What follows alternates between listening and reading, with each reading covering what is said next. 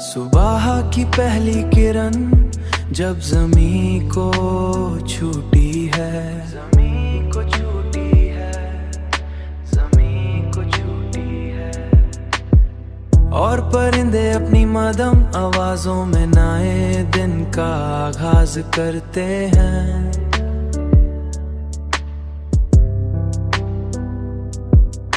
तो यूं लगता है जैसे जिंदगी एक नई उम्मीद के साथ दोबारा शुरू हो रही हो, दोबारा शुरू हो रही हो। मगर दिल के किसी गोशे में तुम्हारी याद अब भी वैसी ही ताजा है।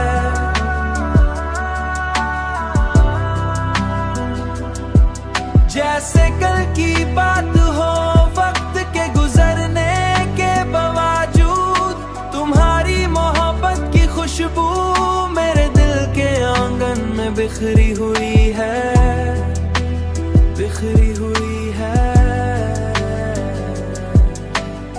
और हर तन्हा लम्हाए में मुझे ये एहसास दिलाती है, हर तन्हा लम्हाए में, हर तन्हा लम्हाए में।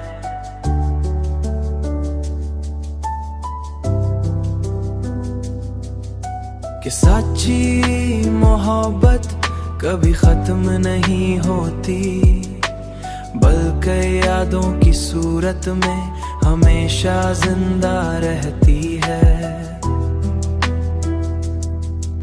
हमेशा जिंदा रहती है।